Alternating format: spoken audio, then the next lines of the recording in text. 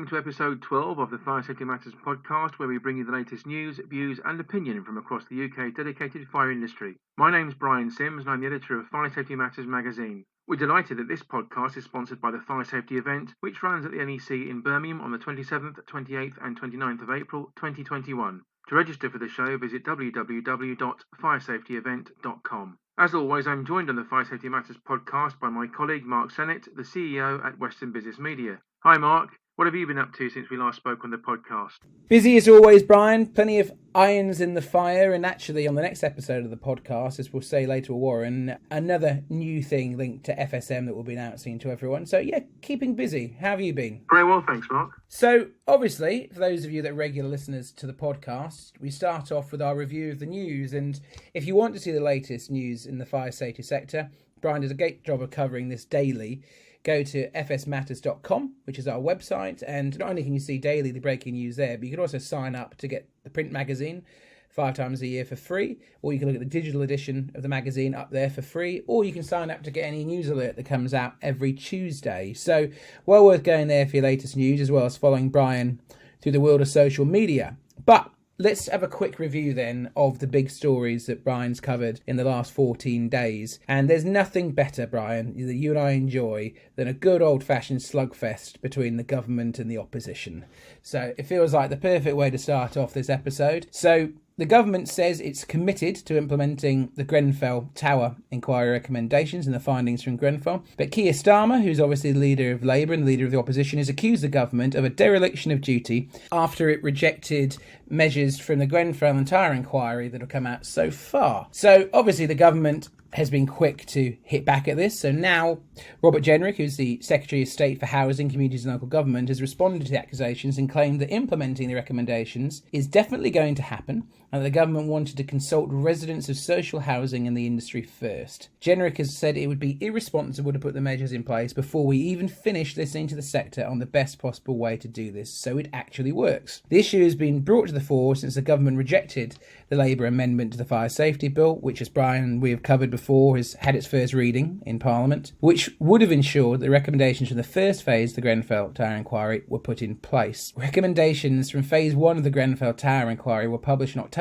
last year, duly calling for action on building owners or managers to share information with their local fire and rescue service and the design and materials used in external walls, to undertake regular inspections of individual flat entrances and doors and lifts, and share evacuation and fire safety instructions with residents of the building. Brian, as I said, nothing we enjoy more than a good bit of posturing from the government and the opposition. I know you're going to have more to add to this. I think it's worth noting that obviously the Grenfell Tower inquiry hasn't concluded yet. Phase 1 has concluded, but we're into phase 2 is restarting now. I'm pretty confident the government will stick to implementing these recommendations. But I do know from sitting, as I said many times before, in the Fire Sector Federation, they still continue to request feedback from all parts of the associations related to the fire sector. Having spoke to Ian Moore, who's obviously our main guest this week, you'll hear that Ian and the FIA continue to feed in and have good open lines of communication with the government on this. Now, if some of you feel I'm being too complimentary towards our government on there, I would also say, in years gone by, it's been pretty apparent that a Conservative government will always want the industry to self-regulate more than putting red tape in. But we have 2 major pieces of legislation for the first time come in, and long overdue. The fire safety bill, as we're talking about here, is going to come in one form or another. And of course, the building safety bill is also having its first reading. So as much as a Conservative government can normally be accused of wanting the industry to self-regulate, I do think this particular government, in the wake of Grenfell, is committed to making regulatory change. And there's 2 pieces of legislation that are going to show that. So, Brian, I think you've got a bit more you want to add to this before we move on. Yes, it's back to the Labour Party view of things, Mark. The Labour Party's amendment required flat owners or building managers in England and Wales to share information with their local fire and rescue service about the design of external walls and the materials used, to carry out regular inspections of lifts and individual flat entrance doors, and also share evacuation and fire safety instructions with the residents of a given building. Sarah Jones, who's Labour's Shadow Home Office Minister for Policing and Fire, has stated, and I quote, "We've seen with COVID-19 what can be done if there's political will. Hospitals have been built in days and whole systems restructured to respond where there's a need. If the political will was there, the government would support this new cause and we could take one step in the direction of keeping the promises that we all made in those days and weeks after the Grenfell Tower fire. Jones went on to state, Labour will continue to press the government to do the right thing, deliver on its promises and ensure that unsafe cladding is ripped off urgently. There should be no backsliding on a commitment that a fire like Grenfell can never happen again. Yeah, so Brian, another thing I would add there is I don't think the government are backtracking. They've made millions and millions of pounds worth available to remedy and remove unsafe cladding. So I don't actually think that's fair comment by the opposition there. But at the same time, absolutely, as the opposition, Labour should be pressing the government to make sure as many of the findings of the inquiry do come out. Now, it's almost as though we've practiced this, Brian, but our next news story follows on quite nicely from it, doesn't it? So do you want to fire away with the next one we want to cover? It does indeed, Mark. The Royal Institution of Chartered Surveyors has been made aware that unqualified individuals may be signing off EWS1 forms, a practice which the organisation strongly condemns. The EWS1 form is a set way for a building owner to confirm to valuers and lenders that an external cladding system on residential buildings has been assessed by a suitable expert in line with the latest government advice. EWS1 is a form introduced as part of a new external wall fire review process valuing high-rise buildings. The form itself was introduced in December last year in response to the Grenfell Tower fire back in 2017. The form designates whether the external wall of a building or attachments to the external wall, such as cladding, are at low risk for fire. The result of a form is used by mortgage lenders in decision-making regarding buying, selling, mortgaging and remortgaging properties within that building. If a form is requested by a lender, the property is considered valueless until such time that the form is completed. If the form designates that the building is at higher risk for fire, remedial work is required before mortgage providers would lend on it. The EWS1 form must be completed by a fully qualified member of a relevant professional body within the construction sector with sufficient expertise to identify the relevant materials within the external wall cladding and attachments, including whether or not fire-resisting cavity barriers and fire stopping have been installed correctly. A list of suggested bodies to contact in order to source fire experts and information about the full competencies required can be found on the RICS website at www.rics.org. UK banks and building societies have robust measures in place to protect people against fraud, which would pick up any EWS1 form that's suspicious. But the RICS encourages everyone to check the signatory on a form with the profession's institution. If an RICS member is completing an EWS1 form, the host organisation can check their membership on the RICS website. The RICS, UK Finance and the Building Societies Association do not approve individual persons who can deliver the EWS1 and cannot advise on who can and cannot complete EWS1 form or process. However, Mark, they would anticipate that only qualified and chartered members of relevant professional bodies, such as the Institution of Fire Engineers and the RICS itself, will have the necessary self-assessed competence and professional indemnity insurance needed to carry out such work. What are your thoughts on this one, Mark? Oh, God, Brian, this feels like a never-ending circle. We come back to the same thing about competency. That last paragraph there that you've covered, that last segment of that where you're talking about who is and who isn't competent and that RICS and UK finance or associations can't guarantee that someone is competent is exactly the issue the fire sector faces and exactly the issue that we keep discussing when we have the Fire Industry Association on, BAFE on. It's all about competency. And it's good to see that competency is the buzzword, as we've said many times before in the sector, because it needs to be. Because Warren Spencer, who obviously will be our regular recurring guest on this, a couple of episodes ago did talk about these EWS1 forms and the legal side of it in terms of needing to have a competent person. So I'd urge you to go back and listen to past editions of this podcast and listen to what Warren had to say on that. But Brian, my thoughts on it are very simple. If this isn't proof of why there needs to be more done to get competency and certification in the sector, I don't know what is. One thing I can tell you, nothing will get building owners and occupants to take this more seriously than if they get turned down for whether it's insurance or whether it's for a mortgage. And this is a good step. But the question is, how do you know someone's competent? And that is where BAFE and the FIA, and particularly BAFE, I would say here, and NSI and SSAIB come in. Those are the people that are competent to carry out fire safety work, and those are the people that are stepping in where the government won't regulate to set a certain standard of what it is. So the industry is self-regulating. Go to an NSI or SSIB approved company, and the same with BAFE, and those are the people that are safe to carry out work as well. Yes, as you've said, RICS have competent people on their books, as do the IFE. But ultimately, Brian, that's the key issue here. Competency. I feel like every episode we talk about this, and you need to make sure you are only using someone that is competent. And the best way that you can do that is using those organisations. Because ultimately, if you don't take this seriously, you don't fill in these forms, or it's done fraudulently, you've got serious issues. And we all know that 2/3 of buildings that are lost to a major fire, those businesses don't recover. 2/3. It's a staggering statistic that still holds true.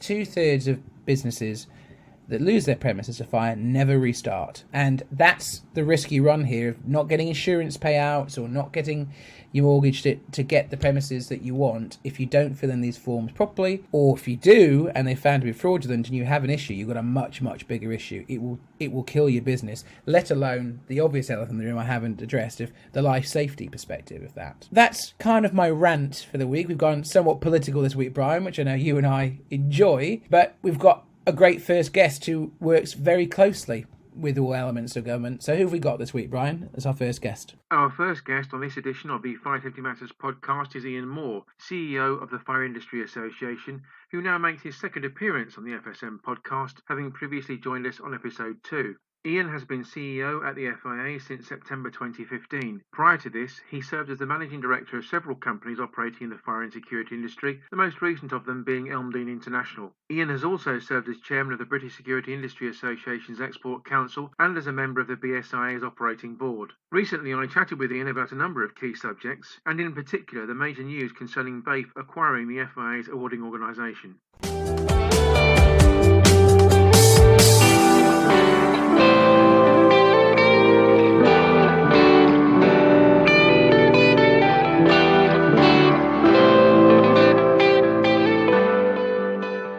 Ian, thank you very much for joining us again on the podcast. How are things at the Fire Industry Association at the moment? Pretty much still doing the same things. It seems to be more hours than it ever has been before, I think, because you're more available. I think the nice thing about this is you can actually do 10 meetings a day, and it may sound a lot, but it really isn't. It's quite comfortable to do that. So the volume of work is definitely up. We have the office now fully manned. We have a minimum of 2 people at all time in the office, fully isolated, so the 2-meter isolation's there.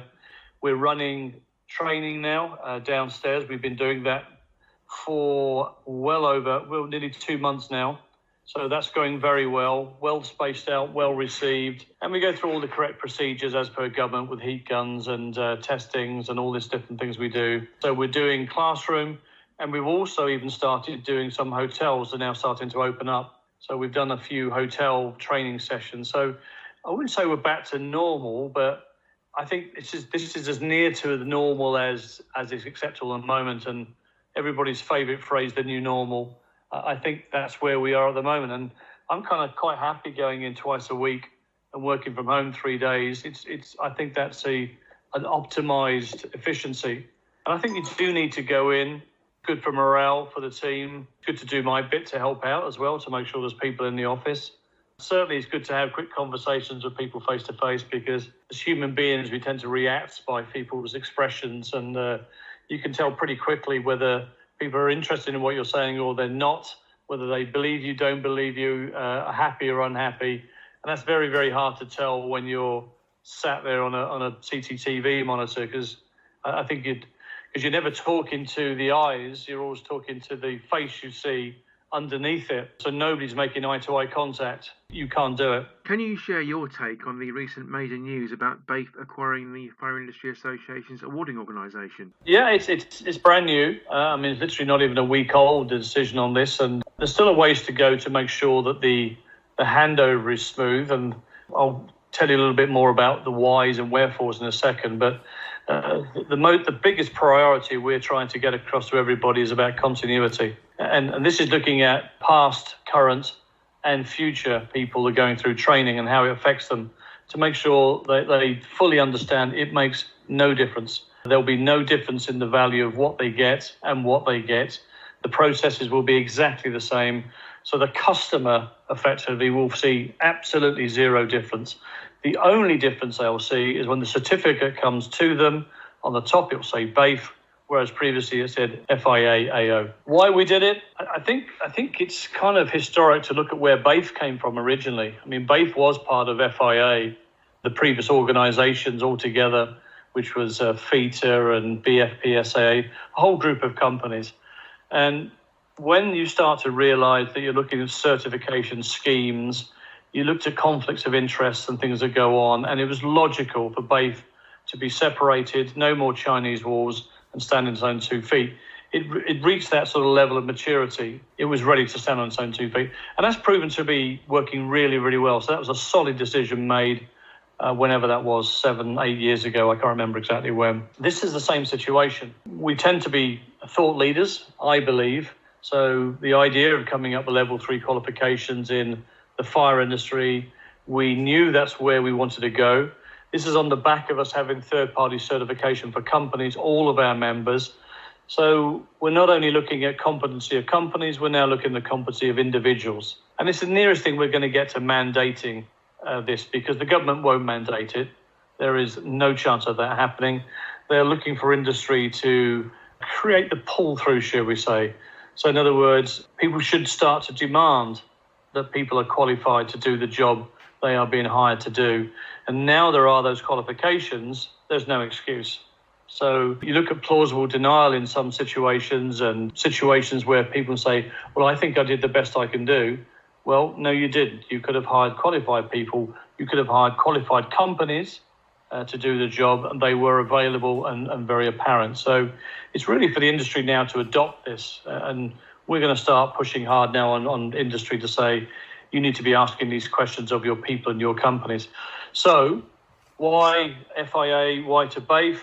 We're looking for a neutral position for BAFE to go to. Ofqual were always very, very keen that we separated the training centre from the awarding organisation. We had it pretty strong in the office, but they're in the same office. And as much as we had different servers and machines and different staffing, they didn't talk to each other, absolutely not. It's still in the same building. And there's every now and again you overhear something maybe you shouldn't do, and it becomes a situation where we need to prove to the outside world that, it's a bona fide separation. And so the BAFE idea came up some time ago, and it's been under discussion for some time.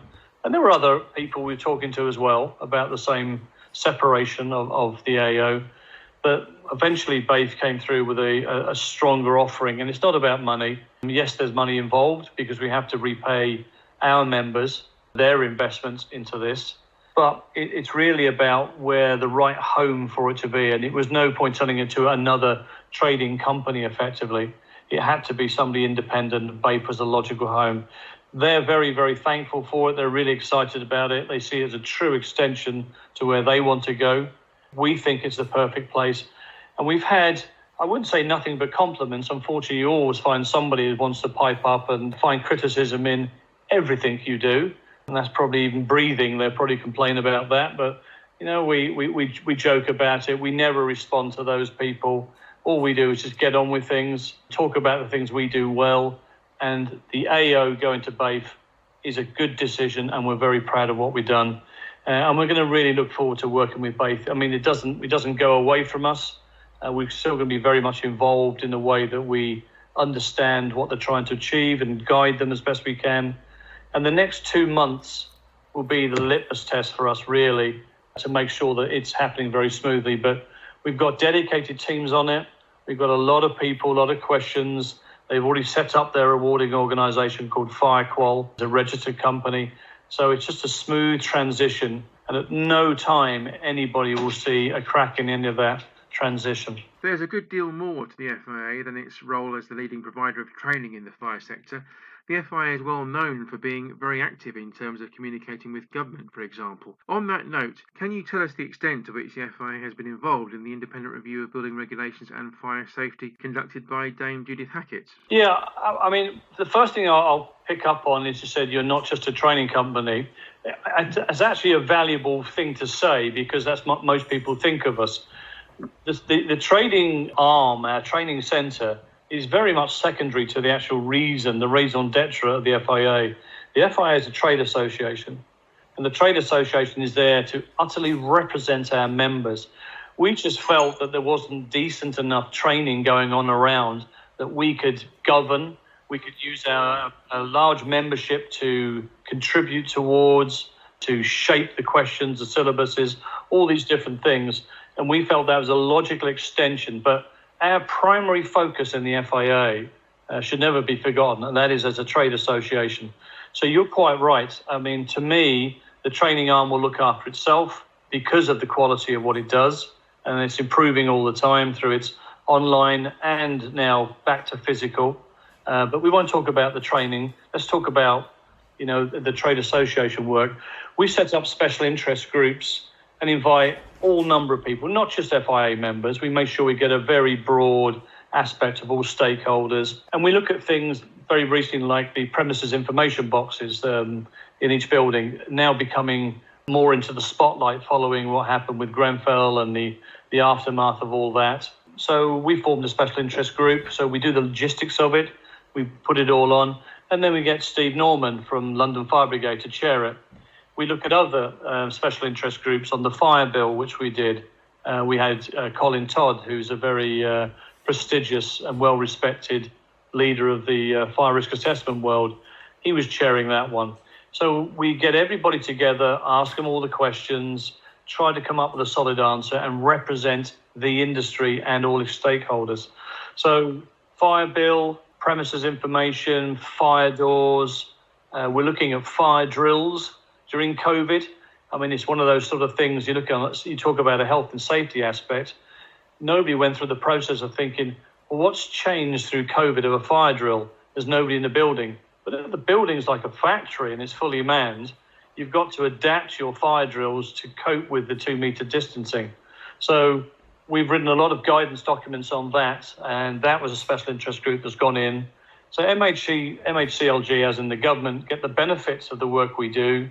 But as we're not for profit, as you know, this is what we're about. We're about raising that bar in information, guidance documents, professionalism, everything about our industry, trying to represent it. You've recently partnered with us here at Western Business Media with the purpose of compiling an annual guide to UK fire safety, the first edition of which will be published in December next year alongside Fire Safety Matters. You're also going to be partnering with us on an annual Fire and Security Matters award scheme. Could you explain why you've decided to go down this route to market, Ian? We get a lot of offers of this sort of type, as you can probably imagine, but we felt that the way that the awards was explained, let's talk about the awards first of all. You can never do enough to reward people for their efforts they do. And we have various different awards in different areas, but these are definitive. So we're very keen to do the awards because being measured by the people from all aspects of the fire industry, and I know quite a few of the judges because you told me beforehand who they're going to be. I'm more than happy to work with them as I have done previously. And we'll give our views from all aspects about various people. And let's reward people for doing a good job. If they're willing to step up and do better than other people, to do as they should do in life safety systems, then we need to make sure that people are rewarded. Every industry has its awards, and this is no exception, and we should be rewarding people for doing a good job. As for the magazine, there is a number of levels of this. It gives us an opportunity also for our people to write some stories and put some input, our members. And a lot of the things we've done previously is really on the fire and rescue service side of things. We're quite keen to sort of stretch it into other areas that people understand about the work that the fire industry does that you don't see every day. The work on false alarm rejection, the work on new technologies to try and lower prices, new technologies to take advantage of the latest and greatest Wi-Fi's and connectivities, the Internet of Things. We have a special interest group on the Internet of Things ongoing as well, special interest group, and that we can feed through to the magazine. So these are really relevant, up to date stories that are not historically somebody trying to flog their bit of kit and telling them how great their detector is over somebody else's. It's really talk about the technology and where it's going and the advantages of that technology for the customer. So there's a whole load of aspects there. With much new legislation coming in, Ian, there really isn't a better or indeed a more opportune time to be analysing the state of play in the UK's fire market. What's your take on that assertion? Yeah, it's going to be a huge year next year. I think a lot of things are going to be coming to their natural fruition. Decisions will be made in different areas. But all of these decisions, you've got to remember what the government will and won't do. They'll make some mandated changes, of course. But when it comes down to the majority of this work, it will be the industry needs to adopt it. And it's really, really important. And this is what the Hackett report was saying in many areas. Like, pull your socks up, guys. It's down to you. You know, you as an industry need to govern yourself, look after yourself. There are certain key posts that are going to be put into place that will be mandated. But the Scottish government, you know, also have done a fantastic job in the way they have naturally taken on board and changed things a lot quicker than us. And there's some changes that are happening. You look at Wales, for instance, with sprinklers into domestic properties. You know, the devolved areas are making decisions quicker than central government, maybe because of the physical size and the slowness of it because of the physical size. I don't know.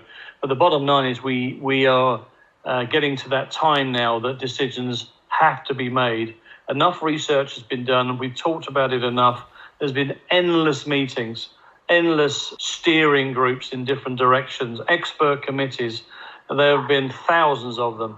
Now is the crux of it, is to come down and let's make decisions to make a difference. Well, Ian, for those that want to find out more about the FIA, as we said, more than just training and the benefits of becoming a member, what's the easiest way for them to find out more information? Have you got a website they can go to, a way of getting in contact with you? Yeah, the website's pretty strong. I mean, again, one of the benefits, I suppose, of lockdown is the fact that you can focus a lot more. And we're finding all the fire professionals are looking there for information on COVID-19. We talked about key worker status and what it meant in the early days, publishing letters from the minister. We still talk about Brexit because it's absolutely relevant. In fact, the discussion I had today with a special interest group is about the UK CA marking, that you would now see CE markings on all products at the moment. That, with a no-deal situation, will suddenly disappear. That could be catastrophic for our industry, in the fact that every single piece of equipment will need to have a new marking on. And how will that affect people with the CPR? In other words, having third-party certification. It's something the government's not thought well through. If they make a change, they're still talking about doing it in 12 months, which is nigh impossible. And to protect SMEs, which is really our priority, we need a lot longer than that. In fact, just today, with jointly, and you can publish this, no problem, jointly today, BSIA and ourselves have sat down.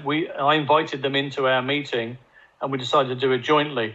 And there's a letter gone to Jones Brokenshire today saying, think very carefully. This could be catastrophic for the security and fire industry if you insist down this path. If you do go down the path of insisting on a UKCA in a no-deal situation, at least give us 3 years, so accept other markings. Because if you insist on doing it in 12 months, nobody can cope with that apart from the larger companies and the bread and butter of SMEs. Finally, Ian, for the benefit of our readers who want to find out more about the work of the FIA, what's the easiest way for them to do so? How about your website, for example? Yeah, it's www.fia.uk.com, and you'll find absolutely everything on that website, and it's updated daily in all areas.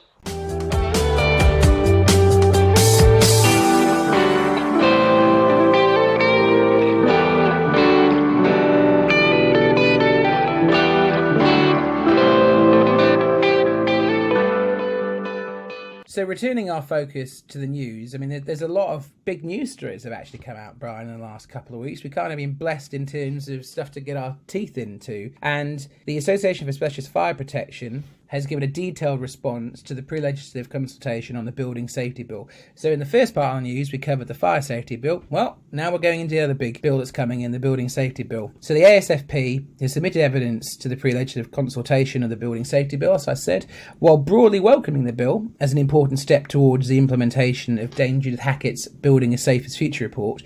The ASFP has outlined a number of concerns relating to how the bill will ensure appropriate testing installation and ongoing market surveillance of safety critical products and systems. The ASFP encourages the move to increase the rigour of construction products focused regulation for safety critical products. The organisation has advocated mandatory third-party certification of passive fire protection products for many years now and recognises that this legislation will eventually make that a reality. However, the ASFP harbours concerns about the proposed product testing regime, primarily around how the products with European/UK technical assessment, so ETAs or UKTAs, will be treated. The draft text of the bill gives products with a UK technical assessment exemption from any safety critical status, a move which ASFP believes could potentially lead to a loophole. Since ETAs and UKTAs are not mandatory and there are no minimum requirements for properties within scope of the technical assessment, the ASFP recommends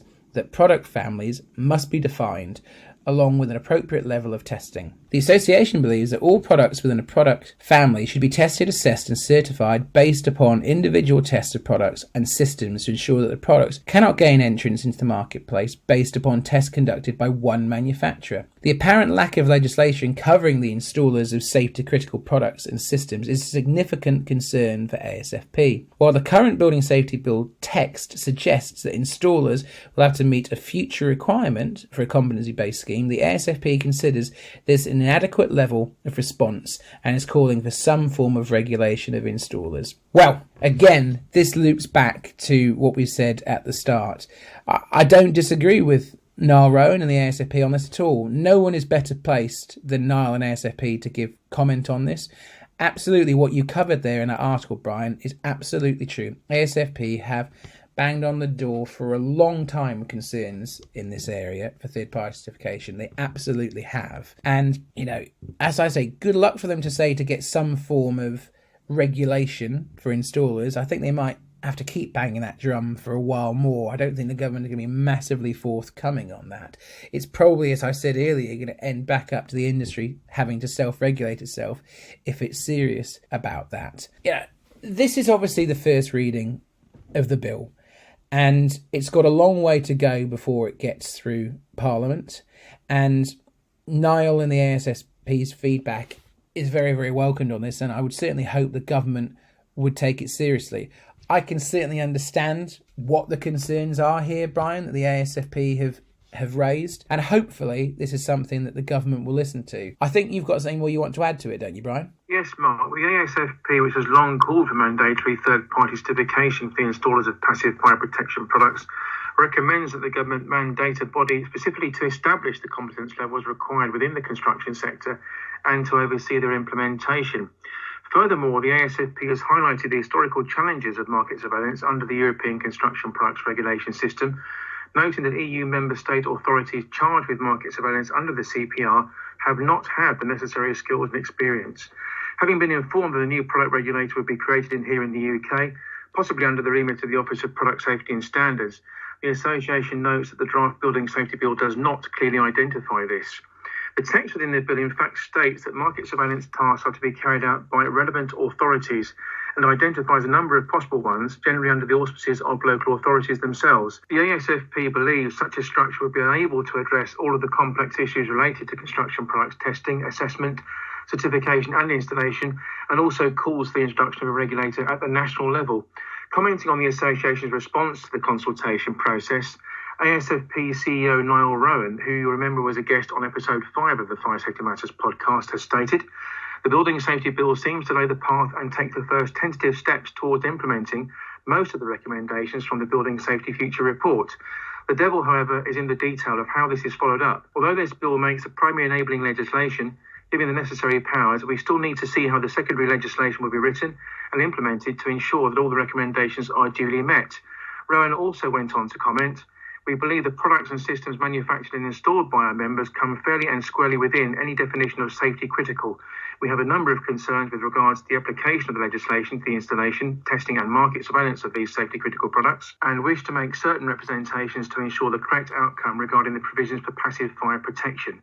So plenty of food for thought there, Mark. Yeah, plenty to digest this week, but we've still got one more news story. Brian, what have you got for us? Yes, Mark. The Royal Institute of British Architects has announced what it says may be the biggest shake-up of the profession since the 1950s.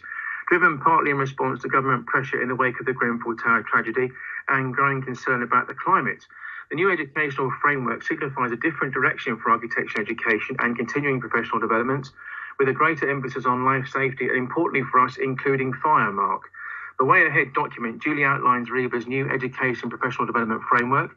For the first time, the RIBA has developed a single standard covering pre- and post-registration education and professional development.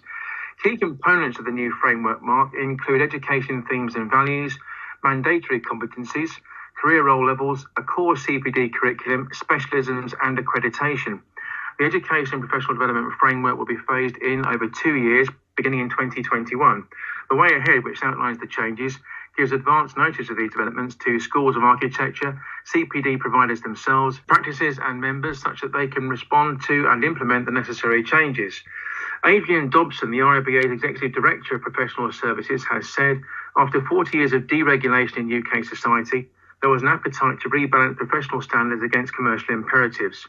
RIBA President Alan Jones has said the change was due, adding, the education of future chartered architects and the professional development of those who have already achieved chartered status needs a sharpened focus on the core knowledge, skills and experience required to respond to the immediate and mid-term challenges facing our world, society and industry in general. The first mandatory competence, health and life safety, including fire safety, Mark, will be introduced next year, with architects expected to pass a test demonstrating their competence in this particular area. An RIBA statement observes, and I quote, it's key that across society we're embedding fire safety knowledge at all levels to ensure that we're making society better, safer and more competent, particularly so in the realm of fire safety. Beyond the breadth of these changes, another great aspect of the new Education Professional Development Framework is the idea of recertifying to ensure that professionals are kept up to date on the latest changes and can become familiar with best practice. Do you have any thoughts on this one, Mark? Well, CPD is a really key aspect of competency and career development. It's something that we're committed to, and we've covered it in the past, Brian. We're very, very proud that we are the only publication in the sector that if you read Fire Safety Matters, either the digital version or the physical print magazine, you can self-certify CPD points that will be allocated to you by the Institute of Fire Safety Managers. You don't have to be an FSM member to do that. You could be with another body, but you can attribute yourself a number of points for reading our magazine. That's something we're very, very proud of and is a testament to you for the great quality content that we put in there. But it doesn't just stop there. If you go to our website, which is fsmatters.com, if you click on the webinars tab, the last few webinars that we've done are also offering CPD points. We'll actually send you a certificate from us and IFSM for that. So we, just like RIBA, are absolutely committed to career development and CPD. And in fact, there'll be even more coming your way that we can offer you in the coming weeks, which hopefully I'll be able to share with you very, very soon. So absolutely share the spirit of the intention that RIBA are trying to do. And please do, as listeners and readers, take advantage of what we've got on offer. This is your professional journal. It's there for you. Take advantage of the CPD points. It's a great, we passionately feel it's a great learning opportunity for anyone that reads our content and takes part in our webinars. So speaking of career development advice, this seems like a perfect segue now to our second guest, a recurring guest, Warren Spencer. Warren Spencer is a leading fire safety lawyer in the UK. He's prosecuted more cases under the fire safety order than any other lawyer in the UK, and this is really a segment where we give some legal advice out there. We cover some topics that are very much related to fire safety law. So I hope you enjoyed. I sat down with Warren earlier today, and here's what he had to say.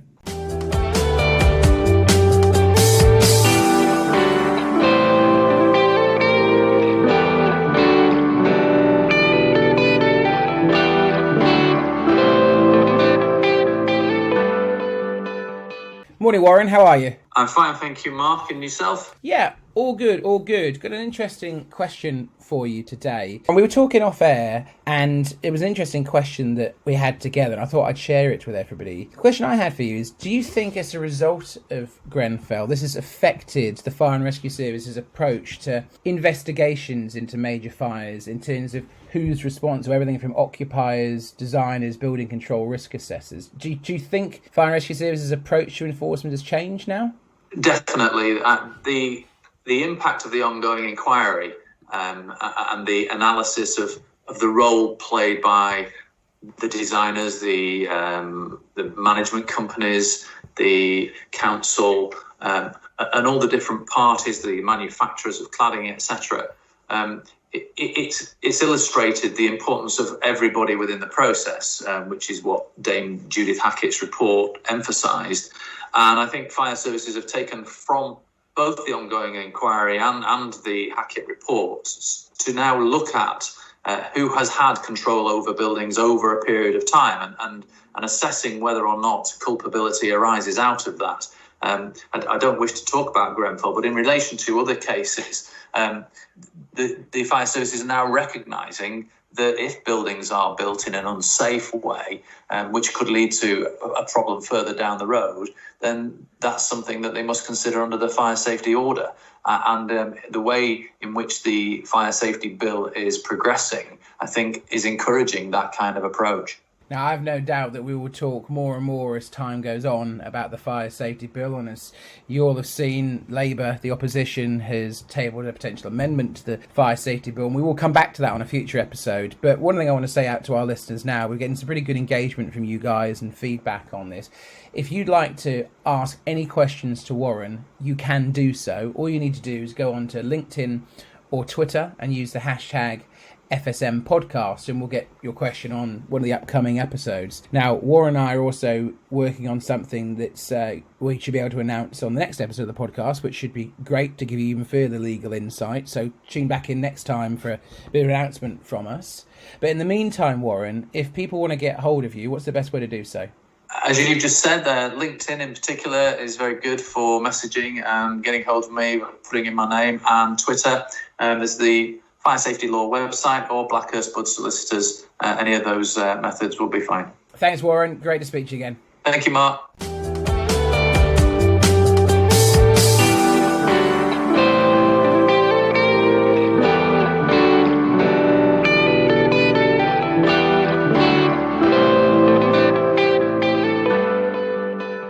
Our final guest on this edition of the Fire Safety Matters podcast is Tony Hanley, the Managing Director of FirePro UK and Ireland, the distributor for FirePro. FirePro is an LPCB certificated fire suppression technology that doesn't use pressurised gas or water. In the wake of studying for an ONC in electronics at South East London Technical College, Tony joined the active fire systems industry, serving in field engineering and commissioning roles before moving into sales. He formed Titan Fire and Security in 1986, with the business being acquired in 2016. Tony is a volunteer board director of the Fire Industry Association, and on behalf of the organisation is currently focusing his attentions on membership recruitment and retention. Earlier this week, Mark chatted with Tony about the issue of third-party certification when it comes to fire suppression systems.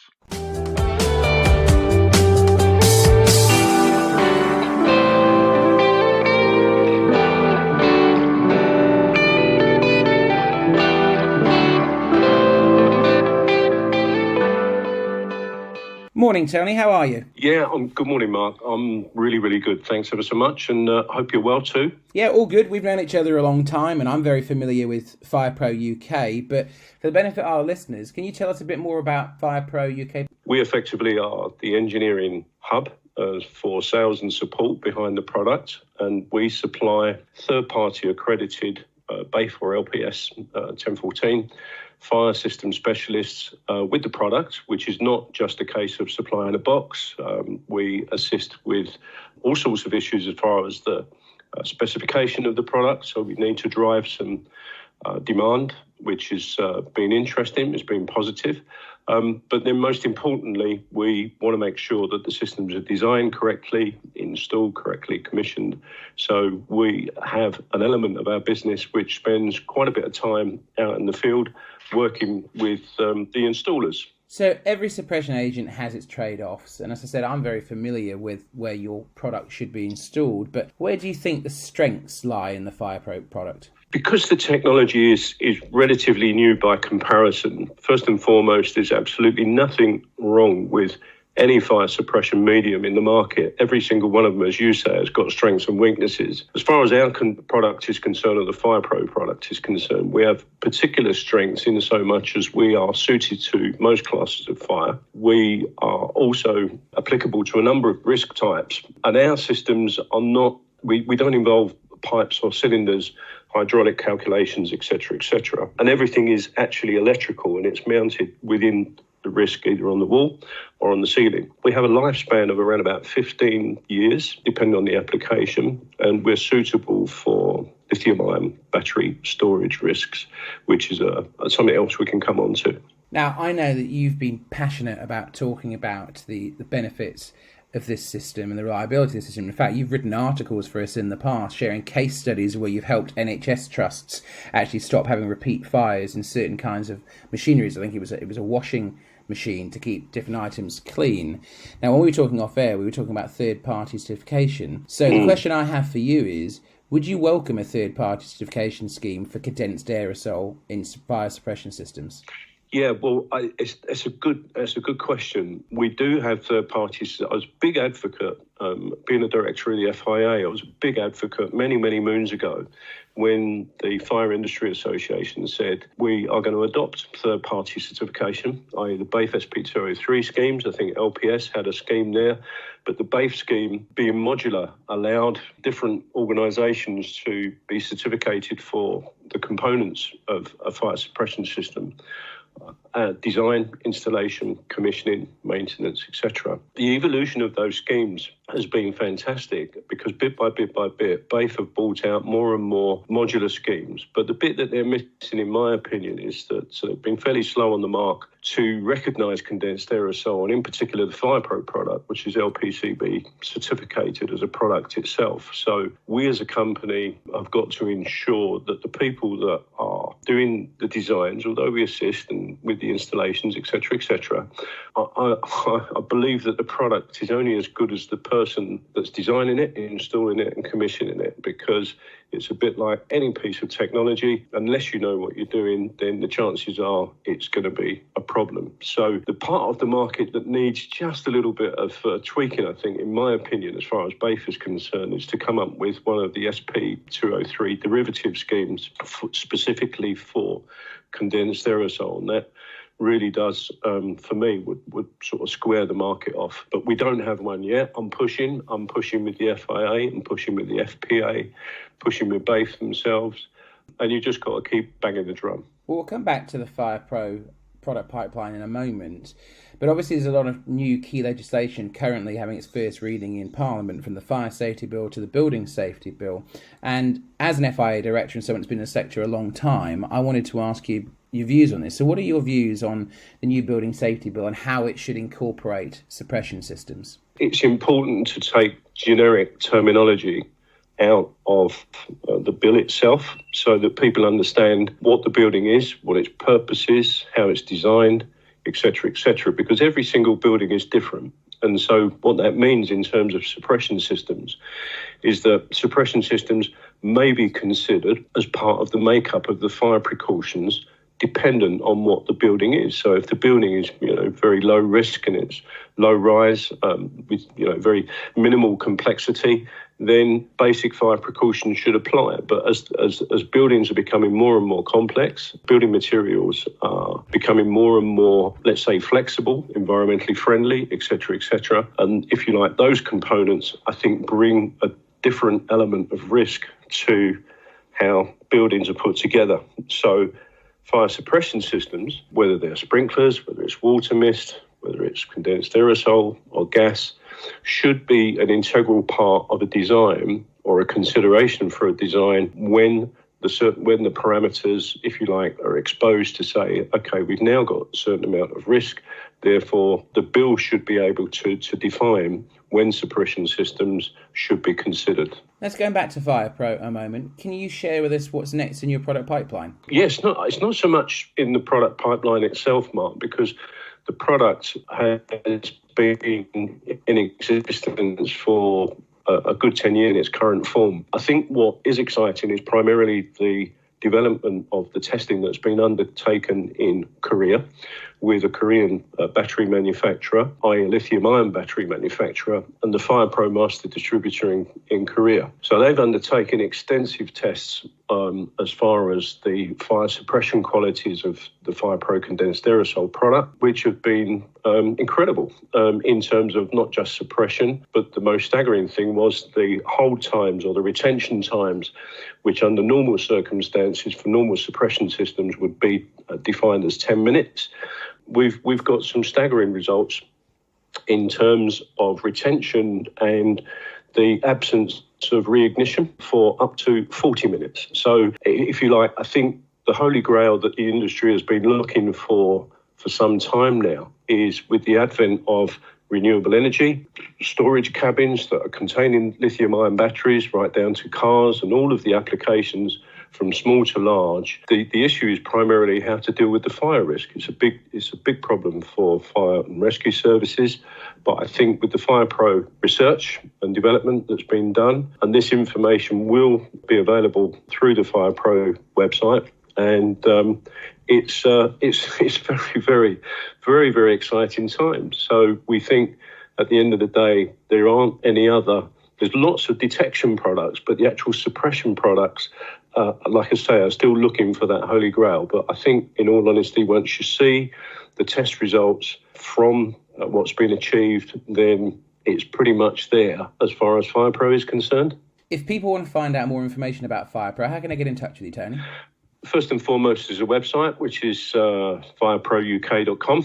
The way to contact us via email is sales@fireprouk.com. And we'll be happy to help in terms of sharing research data, product data, etc., etc. We have a number of third-party accredited fire systems installer businesses. We're always looking for new installers to join the clan, as it were, and effectively we're at the other end of the electronic email and ready to talk. Brilliant, Tony. Always great to speak to you, my friend, and hope to see you very soon. Yes, indeed. Yeah. Okie doke, Mark. Appreciate that. Thanks for the opportunity, and stay safe.